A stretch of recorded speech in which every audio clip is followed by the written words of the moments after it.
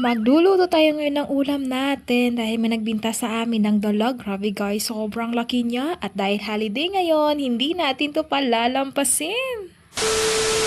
Grabe, sobrang tagal naman tayo na hindi nakapag-voice over. Hello everyone! Tinawagan niya kami dito ni ate dahil meron daw silang dalag. At syempre, sino ba naman yung uhuli kundi walang iba kundi yung pamangkin natin na magaling pumana. At hindi lang yung malaking dalag yung nahuli niya, pati rin tong mga tilapia at ihawin daw nila to dahil masarap na to isaw-saw sa tuyo at saka kalamansi. At dahil holiday ngayon, grabe guys, sobrang namimiss ko ang kumain ng mga garning isda. At hindi na nga ako makapagpigil at ito'y hinawakan ko. Grabe guys, sobrang laki niya at sobrang taba niya. Tuwang-tuwa nga ako dito dahil talaga nakakaumay na talaga yung lagi na lang manok yung kinakain natin. At ito na nga, pagkadating namin sa bahay, grabe naman yung pinagtatawanan nila ako dito dahil talaga sobrang laki daw nung dala ko. At syempre, kinuha ko na yung paghiwaan natin at dito natin linisan sa may bomba. Nasa bandang alas 10 na nga yan ng umaga at syempre dito natin linisan sa may bomba dahil anli yung tubig dito. Hindi pa nga namin alam kung ano yung masarap na luto dito. Mas gusto ko kasi itong ilahok sa tambo at saka lagyan ng gata. Naku, sobrang sarap ng sabaw nun.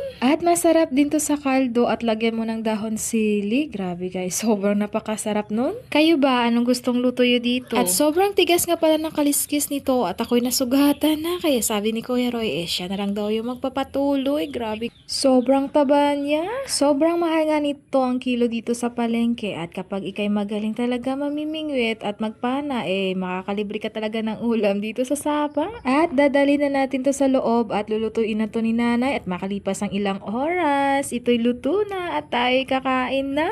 Kasama ko nga pala dito si nanay, yung pamangkin kong isa at saka si Kuya Roy, apat lang nga kami dito. At nilagyan nga pala ito ni nanay ng puso ng saging. Grabe guys, sobrang sarap niya kaya ganyan yung kulay ng sabaw niya dahil sa puso ng saging. Wala ka nga makikitang luto na ganito sa karinderya. Kaya kapag nasa bahay talaga tayo, ilubos-lubosin natin kumain ng mga garni. Kasi kapag nasa trabaho tayo, puro manok talaga yung mauulam natin. Oh, paano ba yan? Hanggang dito na lang muna at kami kakain pa. See you sa next vlog. Bye!